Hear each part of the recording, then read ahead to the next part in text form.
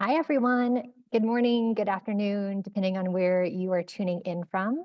Thank you so much for joining us today. This is our newer webinar series that we're calling Science at the Edge. I'm your host, I'm Kristen Uhlenbrock. I'm the director of the Institute for Science and Policy. Really excited to see where some of you are joining us from today. If you had heard Nicole say, this is the second part in our series where we are exploring new ideas and innovation in science and technology through the lens of how it's influencing society and vice versa. We hope to bring you a really broad range of topics. And today we're bringing you one that I know has a lot of our attention, I'm guessing if you tuned in today, which is discussing carbon capture. Carbon capture technology has absolutely seen a resurgence in not only attention, but also money as part of a potential solution to combating climate change. But there are many, many questions that we have about its effectiveness, its cost, and its role in transitioning some of those really hard to decarbonize sectors. So I'm really excited for our guests today who are going to have a really thoughtful deliberation and conversation about some of the potentials of carbon capture technology, as well as some of the trade-offs that we're experiencing. So I have two people joining us. I have Will Toor, who many of you on here may know. Will is the executive director of the Colorado Energy Office. He's been there since 2019. Before joining the Colorado Energy Office, he had a number of roles and hats, including serving as county commissioner and mayor of Boulder. He's got a PhD in physics. It's great to see here and work again with Will. Will, thank you for being here today. How are you doing? Thank you. It's great to be here today. Doing well. Thank you. We also have Ahmed Abdulla joining us. Professor Abdulla is a professor of Mechanical and Aerospace Engineering with Carleton University, as well as having an appointment in Engineering and Public Policy with Carnegie Mellon University. He can correct me if that's not correct. And he definitely works on questions related to energy policy and the challenge of deeply decarbonizing our electricity sector. He also has a wonderful PhD in Engineering and Public Policy. So we are in great hands with lots of really smart people today, not only from the technical side, but from the public policy side. Ahmed, thank you for joining us today. How are you doing? I'm doing well. It's a pleasure to be with you. Great. And you're joining us from Ottawa, correct? Yep, Canada. Yep, wonderful. Yes. Okay, so just a couple things for our audience before we jump right into this conversation. Nicole mentioned, and you probably heard it, and you're probably familiar with now, we have a chat feature in this webinar series. I encourage you to open that chat.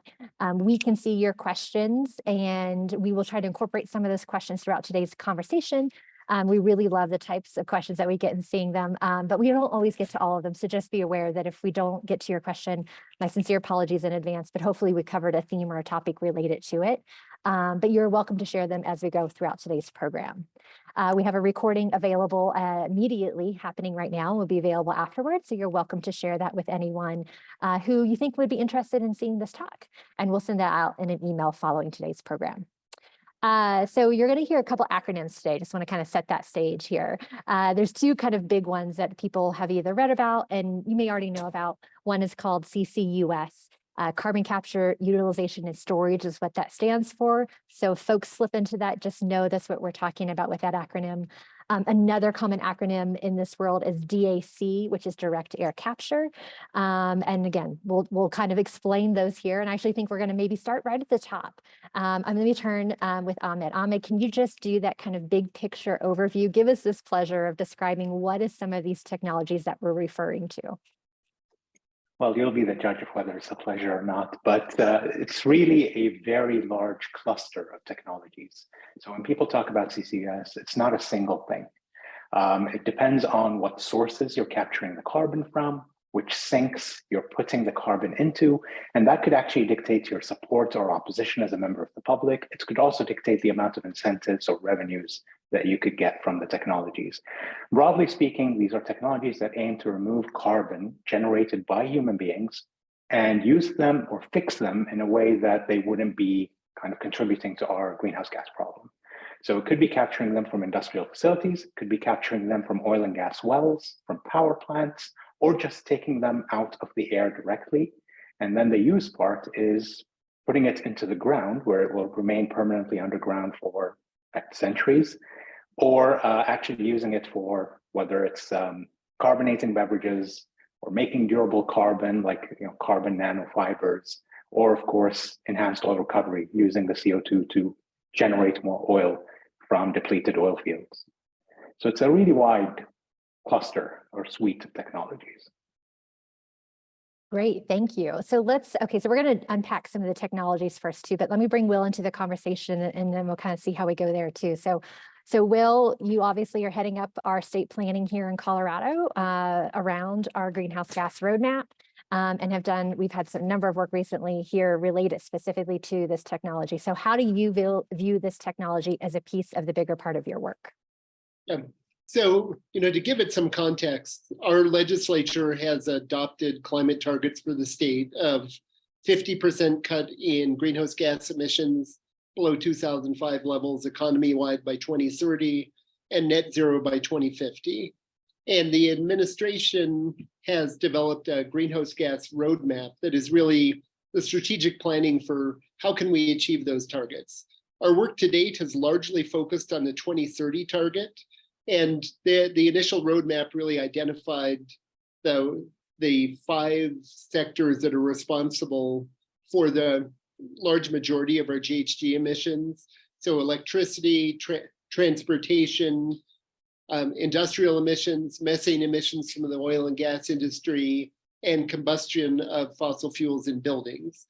And we built sort of sector by sector policy framework that aimed at achieving those 2030 targets. The core of our approach really does rely on decarbonizing electricity generation. And we're on a trajectory right now where, based on adopted plans, by 2030, every coal plant in the state will be retired, largely replaced with wind and solar, and it will be about an 85% reduction in GHG emissions from the electricity sector. And then we are really trying to maximize the benefits of that through widespread electrification in other sectors, including transportation, widespread use of heat pumps in buildings, as well as opportunities for electrification in the industrial and oil and gas sectors.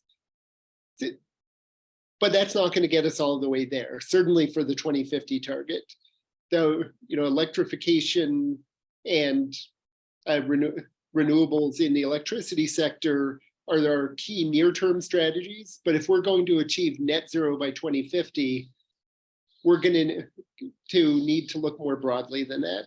And so there's a set of emerging technologies, including geothermal, electricity generation, use of geothermal heat pumps, manufacture and use of clean hydrogen, and the potential of both CCUS and direct air capture that we think are very important going forward. We're in the process right now of doing the first major update to the greenhouse gas roadmap. We're calling it the Roadmap 2.0 process. And we've gone through the initial public process. We'll have additional opportunities for public input throughout the rest of the fall before completing it towards the end of this year.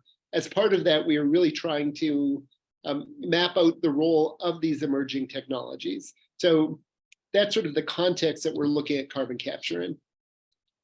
Thanks. Ahmed, would you pull that picture up for us? I appreciate that, Will, right? We have targets not only here in Colorado, but globally that we are trying to achieve to figure out how do we solve for the carbon emissions and our climate change.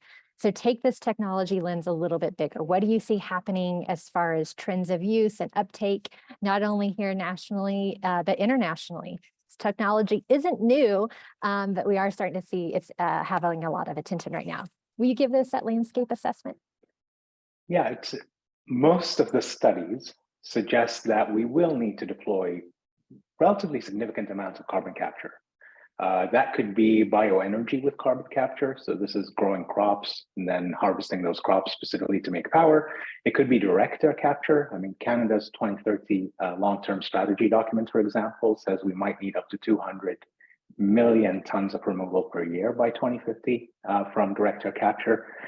But studies, these are all theories, right? These are all pathways that are kind of modeled, but it says nothing about actual implementation. In terms of implementation, we're seeing large projects being announced in places like the US, in places like Canada, driven entirely by policy. So the Inflation Reduction Acts, the infrastructure bill in Canada, the huge Canada Growth Fund and investment tax credits that are now being proposed, these are making jurisdictions that can't see a pathway without oil and gas, especially, kind of double down on carbon capture. And they're making jurisdictions that value industry and don't want to deindustrialize, whether it's cement or steel or ethanol, also look at carbon capture. But really the driver of the renewed interest, as you called it, Kristen, was the policy initiatives over the past 2-3 years that have come to the fore in North America. In places like the UK, Europe, the discussion is growing, but not at the same level. And in places like the Middle East, which could actually deploy a lot of carbon capture, or China, the discussion is relatively muted because the plans for net zero by 2050 are also relatively kind of muted if they exist at all. So it's important to kind of take that jurisdictional and existential facets into account. Places like Alberta, places like North Dakota, they don't see a future without oil and gas playing a huge role, and therefore clearly they're doubling down on carbon capture. What that means is that their deployments hopefully will generate a lot of lessons that other jurisdictions can then utilize to get the costs further down and to implement it more successfully. Would you both, and maybe I'll start with Ahmed and then we'll tap into this. So we've got some policy drivers here happening. With technology that I'm hearing isn't quite ready at scale, right? So talk to us a little bit about where this technology has advanced, put that into context of perhaps even more familiar technologies that are more, proven. I'll offer that as a term, knowing that we are proving and we have massive projects of these underway. Give us some of this, where are we in this kind of spectrum of technological innovation? It's again difficult because of the sheer diversity of the technology. So some of these you said were not, they were not proven. Some of these we've been using for decades. They are proven. They've been proven and they've been scaled up as well. Other forms of carbon removal, like DAC, for example, direct air capture, are less proven in the sense that we're just building pilot plants now and starting to build the first commercial demonstration plants. The problem here is that these are all large projects. With large projects, the chances of things going off the rails is higher, inherently higher. Project management matters. Stakeholder alignment matters. These are big projects. You need to capture the carbon. You probably need to integrate into an industrial facility, obviously, unless you're direct air capture. You'll need to transmit the carbon with a pipeline or with a ship, and then you'll need to store a carbon. That's a lot of stakeholders along this value chain. And they all need to be aligned over the course of construction, but probably also over the course of the operation. So even if they're ready, commercially ready technologies, you could go to Mitsubishi and buy post-combustion carbon capture today, or you could go to Fluor or ConocoPhillips. These things exist commercially, but just getting these giant projects with their huge capital and upfront capital costs up and running is very hard. And getting all process engineering, in other words, engineering projects that have fluids running in them, like carbon capture, getting all of these things to operate as planned is also incredibly hard. It takes you years to get to your specified capture amounts. And so while they're ready technologically, the system itself, the integration of the components, running it to spec, that's less ready. And that's what the last generation of projects try to prove, with mixed success, I would say. Will, any thoughts on examples of this technology? How are you all thinking about the readiness of proven technologies and new and emerging large-scale technologies? Yeah, it's a great question, and I think a really interesting dynamic. I mean, the entire energy transition is really about sort of new technologies growing to scale. We've seen that with wind and solar over the last 20 years, with some remarkable price declines that have allowed that effective decarbonization of the electricity sector in a way that would have been kind of impossible to imagine how you would do that in an economically viable way 20 years ago. Similarly, we've seen the remarkable price declines in lithium-ion batteries that are allowing both stationary energy storage and electric vehicles to really start moving to scale. And I think there's lots of questions in all of the emerging technologies, including carbon capture, hydrogen, geothermal, advanced nuclear, about which ones are actually going to evolve to a place where they can really be successful at scale in the marketplace. Now, that said, when we were developing the initial GHG roadmap, we were looking at carbon capture very much as something that might play a role, post 2030, but that we didn't pay a whole lot of attention to as we were thinking about the next decade. Then we started hearing from multiple industrial operators in the state about projects that they were working on that they thought would come to fruition in this decade. So we started to hear more about the Wholesome Lafarge plant near Florence, and there were feasibility studies that they were engaged in on potential large-scale carbon capture. We began to hear from the ethanol plants in the Yuma and Sterling area about potential carbon capture projects.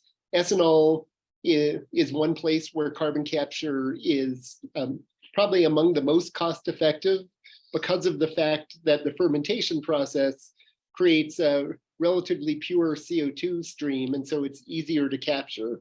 So we were hearing about those projects moving forward.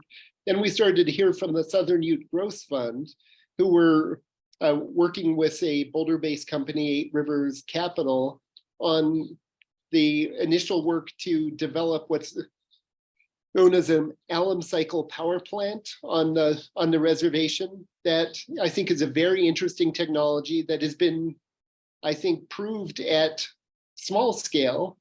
It has not yet been implemented at a really large scale, but there are 50 megawatt power plants that have been built. That I think is a very interesting technology, and is probably the one approach to carbon capture in the power sector that has the greatest chance of success. So we started hearing about all of these projects that were at some level starting to move forward. And that's when we really decided, okay, we need to pay much more attention to the sort of medium-term prospects for carbon capture in the state, and start thinking about the appropriate policy framework for both encouraging those projects, valuing their emissions appropriately, and appropriately regulating them. Go ahead. Ahmed, did you want to chime in there? Yeah. I just want to chime in and say that the discussion is radically different in other parts of the world, right? So it's very interesting to hear this Colorado perspective. There are things that will happen regardless of what you do as a policymaker. Solar and wind will keep going down. Batteries will keep going down, right?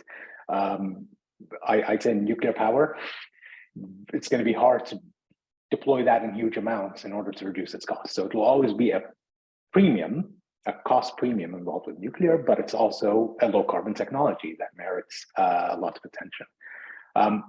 I think the carbon capture discussion, the renewed interest is not just because policymakers are facing the prospect of losing industrial sectors if they don't get this right? As Will said, the ethanol facilities, the cement, the steel. We're in Ontario here. We're desperate for carbon capture because we have a lot of steel, for example, and cement, and we've got no way of supporting those companies get to their net zero commitments. So I think the net zero by 2050 target helped crystallize the urgency of this in the minds of policymakers all around the world. And I think the fact that it's existential for some sectors, if you don't deploy it, then you will de-industrialize your jurisdiction, is also kind of one reason for this renewed focus.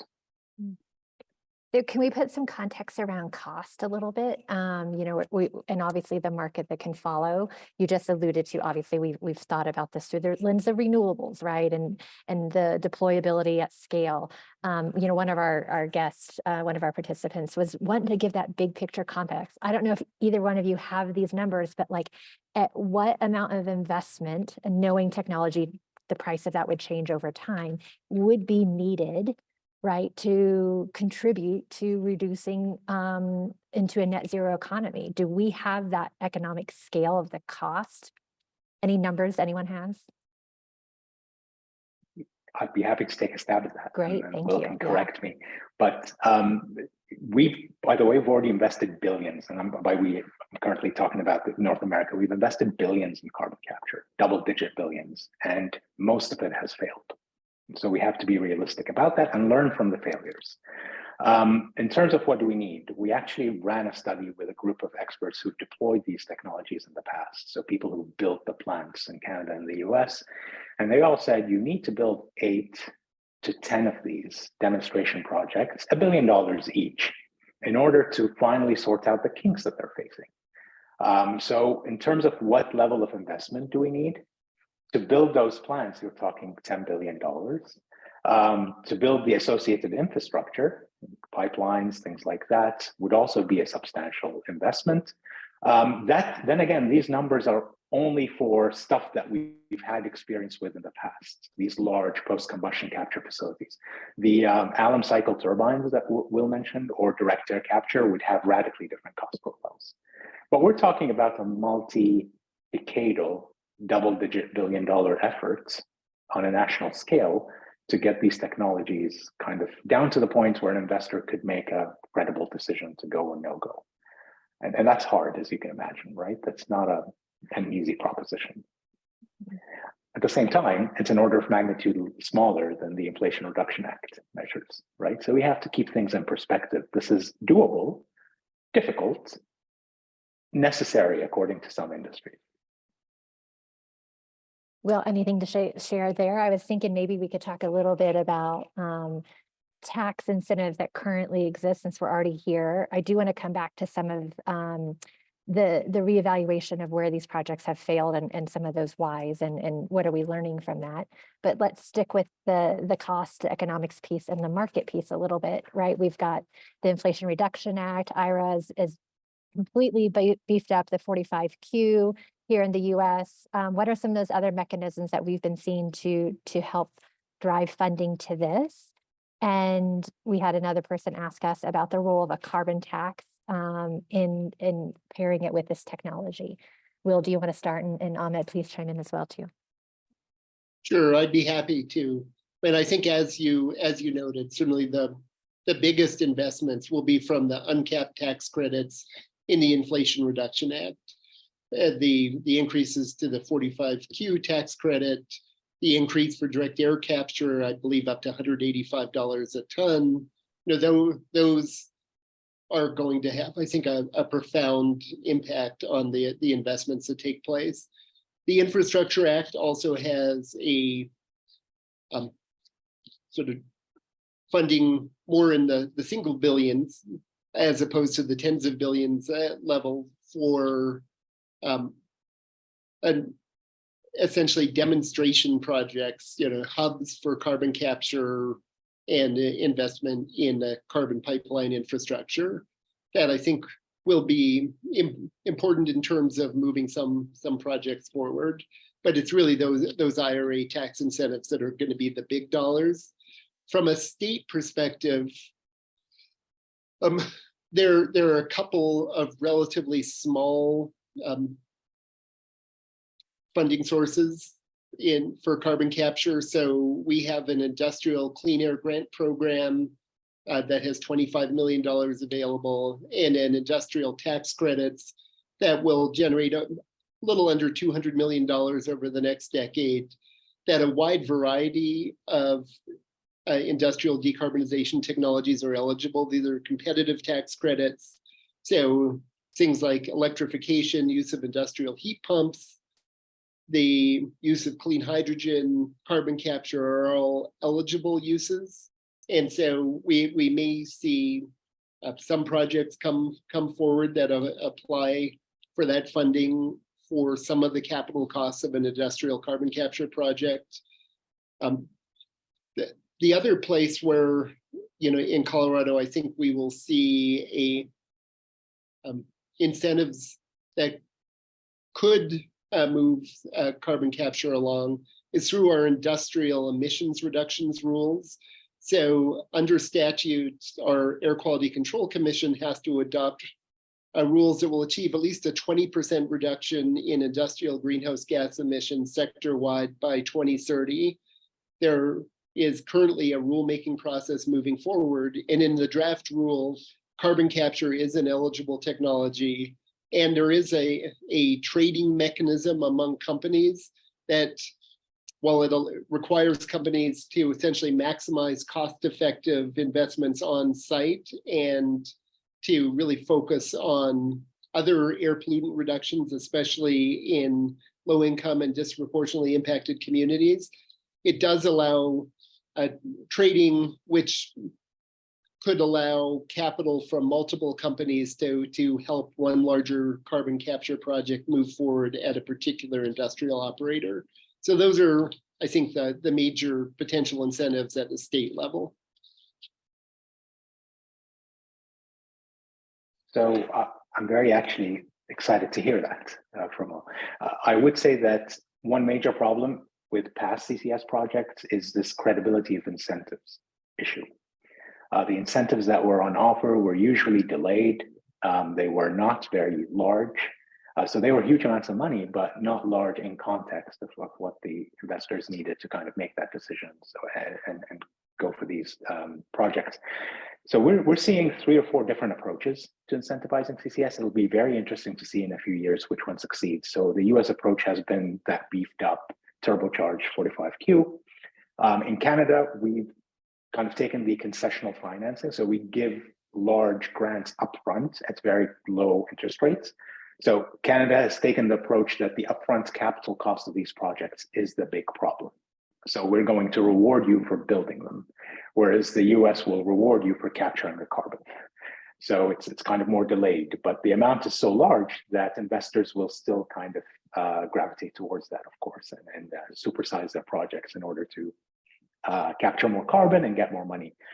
We've also seen in some jurisdictions, Alberta, North Dakota, Louisiana, a completely kind of, there's incentives in terms of policy, and then there's regulatory frameworks, right? So we've seen a lot of development on the regulatory framework side. Alberta, for example, just decided 10 years ago that the pores underneath the ground, the subsurface into which you're injecting this carbon, that belongs to the Crown, that belongs to us. So you no longer own the pore space underneath your house. Alberta also decided that long-term liability cannot exist with companies that might go out of business. So it needs to rest with government. How do we fund that? For every ton you inject, you give us a certain amount of money. So it's like a fund, a post-closure fund, a stewardship fund that allows the province to kind of keep monitoring that the CO2 has been stored. So we're seeing a lot of very interesting legal changes as well as all the incentives. So it's not all about money. It's also about certainty in terms of the regulatory framework. And now we have 2 or 3 examples, Norway, Australia, and Canada, I'd say Alberta, where the regulatory frameworks have become extremely well developed. And so that will also increase certainty and help people invest in these technologies. Yeah, I think, Will, go ahead. Yep. I was just going to follow up on that by saying that that's an area of sort of very active work in Colorado right now. So in our last legislative session, there was a bill passed that gave what was at the time our Oil and Gas Conservation Commission the authority to seek regulatory primacy for Class 6 injection wells, which essentially means going through a process with the EPA to allow the state to regulate the injection underground of carbon dioxide. Currently, it would have to go through an EPA approval process, and given sort of the lack of funding and lack of staffing that the EPA has, that could be a very long process. So moving to a state regulatory process both gives us more control over the process and the ability to ensure that Colorado's values around environmental protection are respected in that process, regardless of what happens with administrations at the federal level, as well as likely will allow sort of more certain and timely processing. There was another piece of legislation that moved forward that broadened and changed the mission of the Oil and Gas Conservation Commission. It changed it to the Energy and Carbon Management Commission. And so we are seeing that commission as really playing a central role, certainly in both geothermal, electricity, deep geothermal, as well as carbon capture.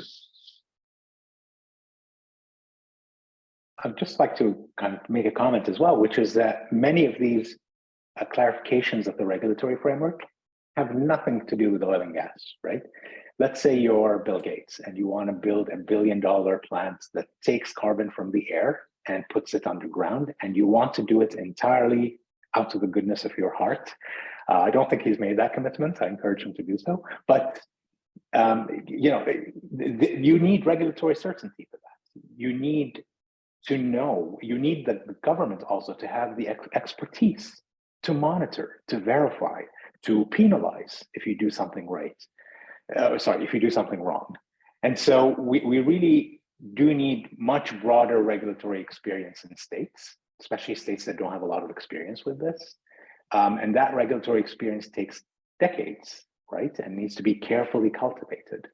So what we're talking about, some of these measures, like the regulations, they have nothing to do with the oil and gas industry. They are states trying to develop in-house expertise. And what does it mean to inject something underground, right? And what does it mean to keep it locked permanently? And how do we verify that? And how do we measure the tonnage of carbon that we're sequestering? So these have much broader implications than just a specific sector. I very much agree with that. I would note, for instance, that the tax credit legislation we did at the state level that allows the competitive tax credits to be invested in carbon capture actually excludes projects that are using that carbon for enhanced oil recovery. We wanted to make sure that we're essentially having both permanent sequestration of the carbon and relatively straightforward greenhouse gas accounting, which I think is much more difficult if you're doing enhanced oil recovery. So we're not looking at banning EOR, but it is not the place where we would be putting investment. We also need to go through a process to really determine how we're going to do the greenhouse gas accounting for these projects. And we will certainly be making, I think, significant distinctions between something like EOR and other forms of sequestration. We've got so much to pick up on here. Ahmed, are there other regulatory framework examples that you're seeing emerge? So right now, let's say pre-2010, right, pre-2010, 2011, regulation worldwide was on a case-by-case basis. That is never a good idea in any industry, right? You don't want to regulate these projects on a case-by-case basis. It's just a nightmare. So in the past 10 years, we've seen governments like Norway's and the United Kingdom say that we don't trust you companies to live long enough to tell us that you're sequestering the carbon for decades. And so we've seen those countries decide that after you close the site and after you monitor that site for a certain number of years, 15, 30, then the liability kind of is transferred to the government. That's kind of the Alberta approach. After 15 years of closure, you get a certificate from the government saying we now own that CO2 and we own your facilities. In places like California, you need to monitor for 100 years. So it's a much longer monitoring period.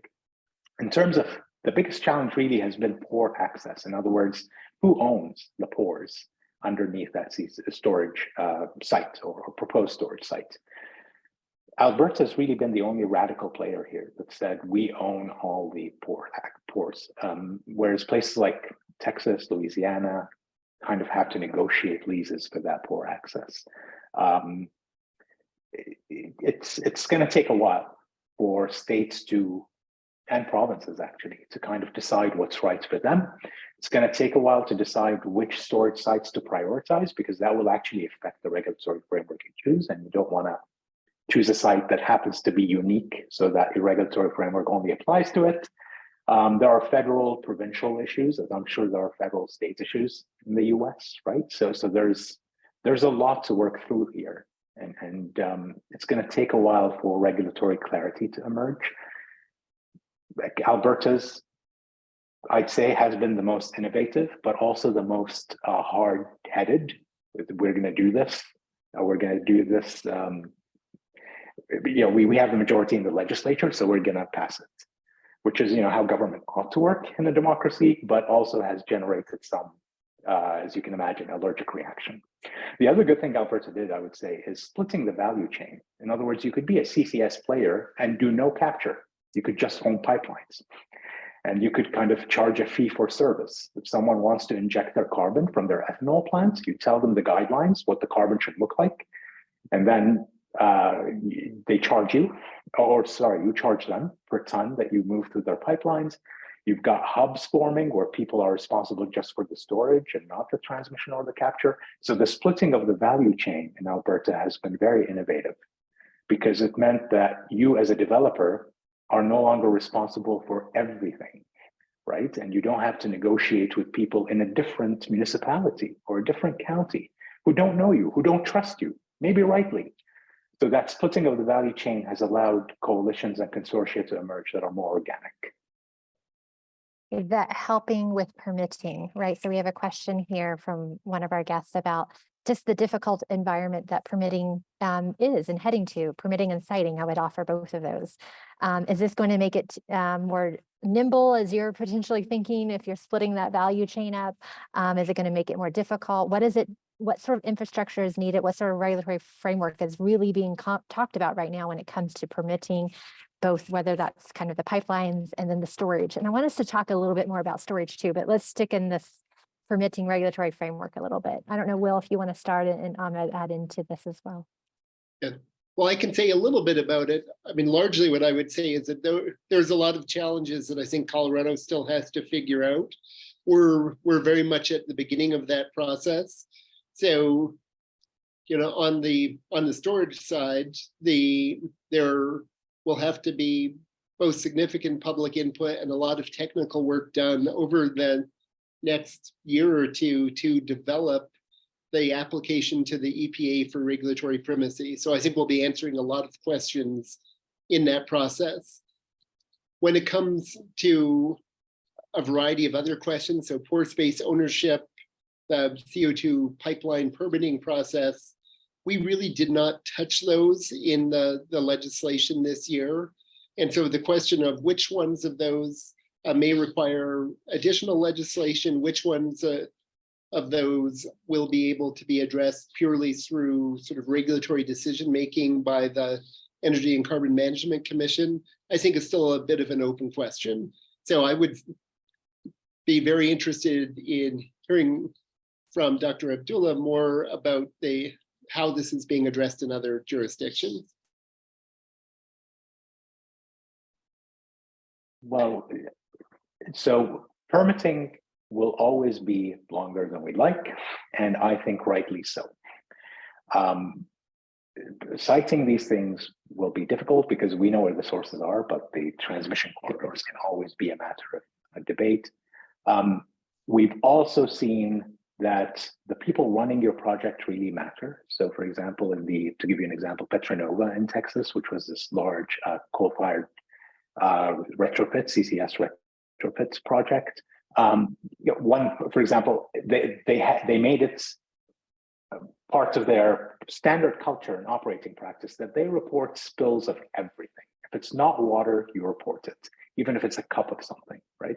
So there's a lot, we've been learning a lot over the past 10 years, is my point, about the culture that goes with large scale CO2 kind of moving about. There could be accidents. I think that's the thing that needs to be paid attention to most. These initial projects ought to have long permitting periods. They ought to be questioned, the people developing them, right? Because we know how to handle CO2. We've been transmitting it through pipelines for decades. This is technically not difficult, but as we know, you kind of need to over-design and gold plate everything in these first projects, especially if they're designed to be hubs or transmission pipelines that cross several states. I'd rather they be over-engineered. I'd rather we learn a lot from how to construct these things well, and I'd rather we spend a bit more time permitting them than the alternative, clearly. And I think we will end up doing that. I think the people who are projecting, pulling numbers at random here, a gigaton of carbon removal by 2030, really need to step back and kind of think of what that involves in terms of fleshing out the permitting issues, the regulatory frameworks. These things take a decade to build. So we need to be much more humble as analysts designing energy system transition pathways about CCS's role. And I completely agree that this will be a multi-decade contributor to 2050 rather than a quick fix. CCS is not a quick fix. It's a very delicate, fragile thing that needs to be very carefully managed if we want to radically expand it. And we definitely want to avoid accidents. We want to avoid legal challenges. I also think a lot of it rests with the developer, to be honest. For example, in Canada, you don't need a federal impact assessment if you're building provincially, unless you cross a body of water or unless you cross a border, an international border, i.e. with the US, or you cross a navigable waterway. As a developer, you can do things to eliminate some of the permitting challenges in terms of your siting and your overall plan, project execution plan. So a lot of this rests with developers having a very clear vision and having stakeholders who are aligned with them from the go, really. One thing that I don't think either of you mentioned, but could you actually just lay the landscape of what it's meant to store? What are some storage options that are currently on the table? Any sort that seem riskier than others? Give us that purview, because I don't think we've actually talked about that storage piece yet. Who wants to go? I bet you both can answer this. I defer to the physicist, but he doesn't seem to be biting. He's looking to you. Yeah.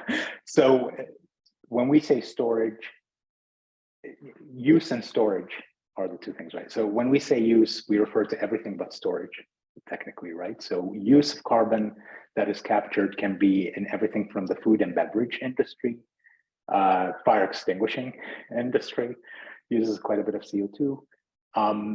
It could be making durable carbon. It could be making synthetic fuels, which is where you take that CO2 and electrocatalytically reduce it to syngas, and then you could actually make gasoline and diesel from the captured CO2.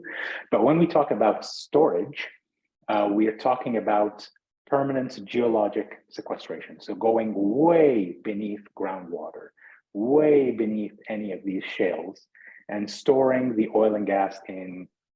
storing the CO2 in depleted oil and gas wells, storing it in aquifers that are depleted.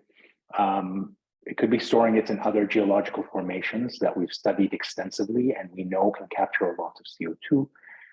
As you can imagine, these are rocks with tiny pores, just like the shale gas comes out of. So you'd be putting the CO2 back into those rocks. We've gained a huge amount of experience thanks to the US Department of Energy, to give them their credit, in how to characterize these formations, how to kind of estimate roughly how much they could store, and how to kind of drill the first few wells, the testing wells, in order to determine whether storage is feasible. But it's a monumentally difficult task. I could give you many anecdotes of companies that went through the regulatory process, thought they could store, found leaks that they have to plug all over the place. So again, this is a delicate, long-term process. I think the only thing that I would add to that is, while I'm not a geologist, what I'm told by the people who understand much more about geology than I do is that Colorado is a relatively good place for potential carbon storage, both in northeastern Colorado, as well as potentially in southern Colorado. And interestingly, the Colorado School of Mines, working with partners, just received approximately $30 million grant from the US DOE to do much more precise characterization of potential carbon storage options in southern Colorado. So I think we're going to learn a lot more over time about sort of where the best opportunities for storage are in the state. Okay, let's take it into a little bit of a ongoing conversation, but different direction, and talk about the potential trade-offs of this technology. Specifically, I'm thinking about some things I've read around air quality versus the ability to capture carbon, obviously to reduce climate change. Ahmed, would you start with this? And Will, if you have anything to contribute to about what are some of these risky conversations that we're having around potential trade-offs of certain technology? So with carbon capture, it depends on, again, what the source is, right? So if you've got that ethanol plant that's just venting and 99 point something% pure CO2 stream up a stack, there are no air quality implications and profoundly positive climate implications of taking that pure CO2 stream and doing something with it, right? And we've actually had plants do this in the US for a long period of time now. It's not new. However, if you're talking about CCS being used to extend the life of a coal plant, or CCS being used so that we could burn a lot more dirtier coal, then the air quality implications would clearly could be profound, right? Coal plants tend to be large, they tend to be long-lived. So CCS will only capture maybe 90%. So it gets more expensive to capture more and more of the emissions, right? So 90% is a sweet spot really, where you're making substantial climate benefits by capturing that CO2 from the coal plant, but it's not 100, right? So you will still be releasing some CO2. You might be releasing some pollutants that are governed or controlled. So there will be trade-offs. And I think that will actually dictate what gets deployed in the end, as has been mentioned already in this conversation. We've kind of, policymakers have wisened up to this, thanks to the net zero by 2050 target and thanks to public pressure. We've now developed kind of a two-lane system for incentives. Are you using this to further oil and gas extraction, or are you using this to permanently sequester CO2? The incentives could be different, as I think Will mentioned, when it comes to 45Q, right? But also, some states could make coal obsolete with other regulatory measures. I mean, even if you have 90% capture, if it's a giant coal plant, that will not chime with your net zero by 2050 goal, right? So there are other regulatory and policy measures that could dictate which sources get that carbon capture retrofits or carbon capture plants. Will there be trade-offs? There are always trade-offs, right? And our task as engineers, whether it's analysts, policymakers, we want to make sure that we're maximizing the good and minimizing the bad. And we have to pay attention more to the bad because we know the risks of blowback and the risks of unintended consequences. So it's a trade-off that we have to deal with. So I think that's a great description. And just to add a little bit more on sort of how Colorado is thinking about this, we clearly have some significant air quality challenges. So the Denver metropolitan and North Front Range area is in violation of federal ozone standards and has been struggling for a number of years to come back into compliance. We know that we have many disproportionately impacted communities that are impacted by very localized pollution from industrial facilities. So as we've built out sort of our industrial regulatory approach on greenhouse gas emissions, part of what we're trying to do is to really value and focus on reduction of other air pollutants in addition to carbon dioxide.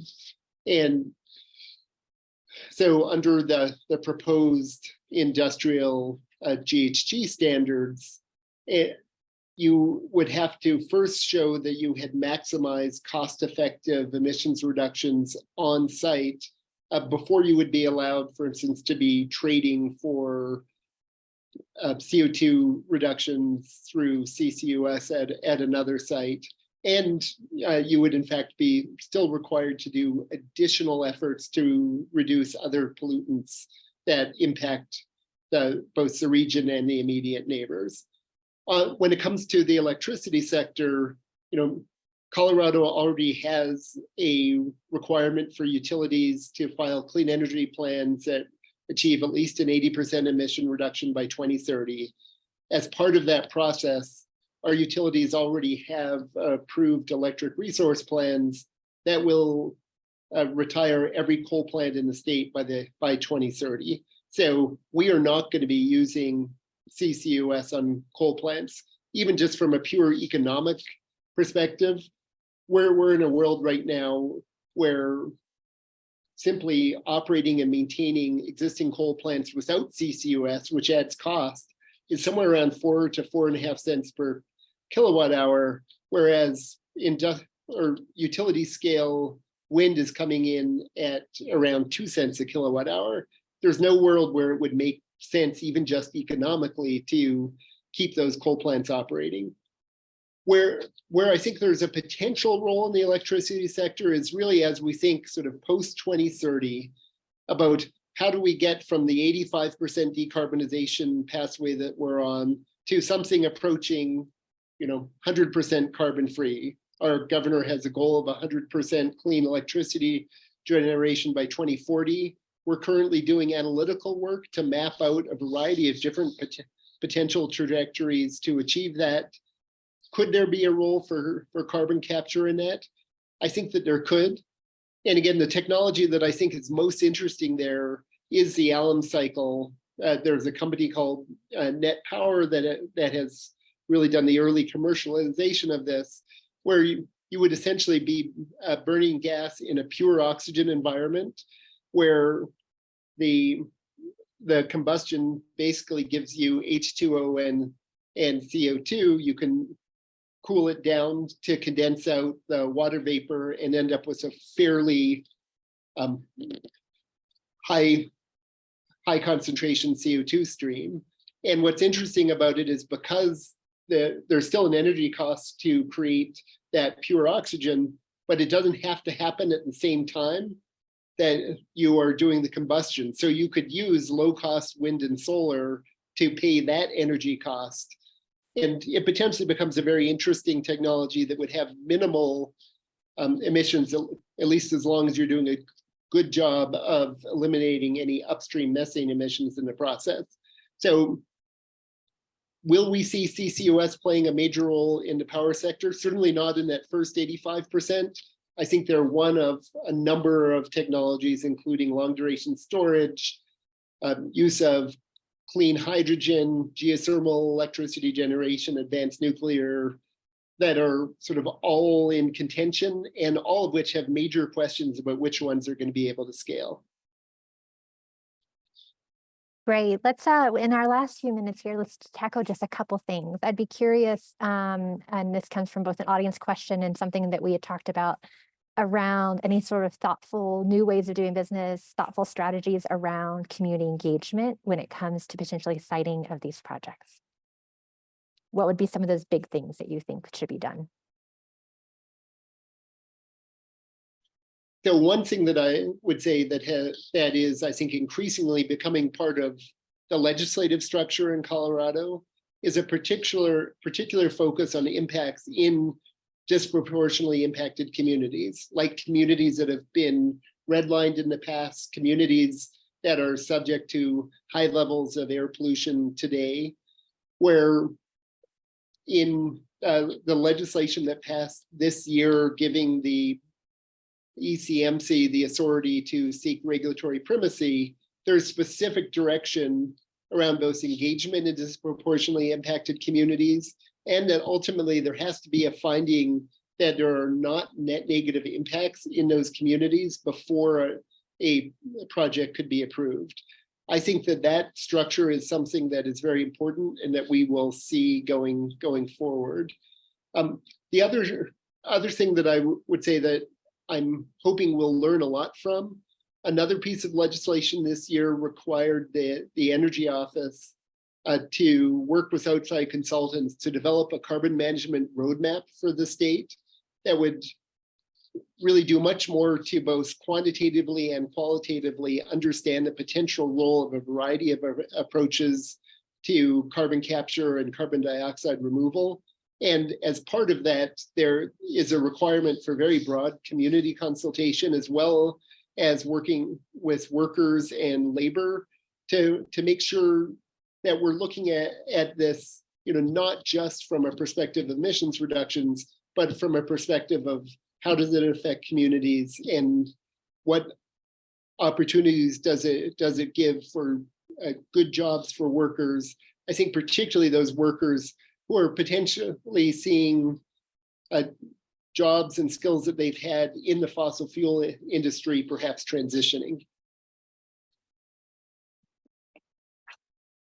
Just to kind of give a broader view of this community engagement question, I'd like to say two things. The first is, see, there's a real need for humility here. There's a lot of studies about carbon capture and public perceptions of carbon capture. They don't really tell you much because people don't know the technology very well. The other issue is it could really depend on the whole value chain of the project. So what are you capturing from and what are you doing with the carbon, right?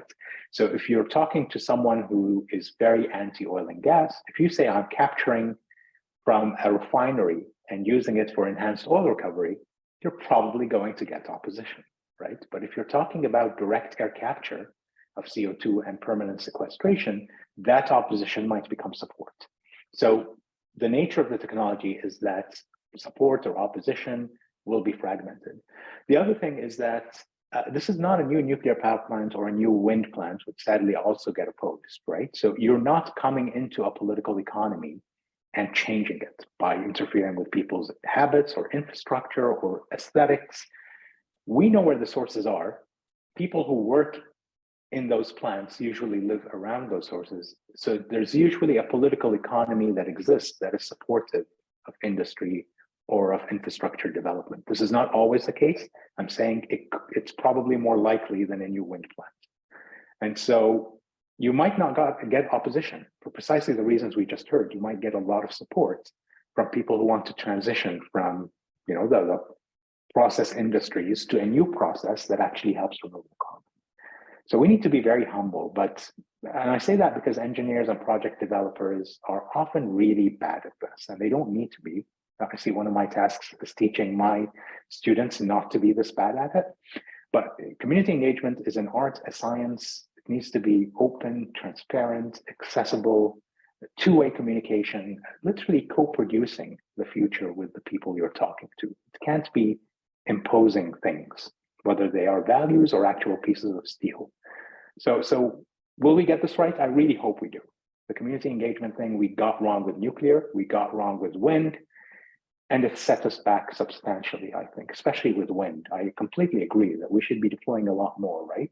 And in some places like Ontario, it's unclear if we'll ever get to deploy more, precisely because of opposition to wind. And that is a tragedy. It's a complete tragedy. So we need to get the engagement thing right.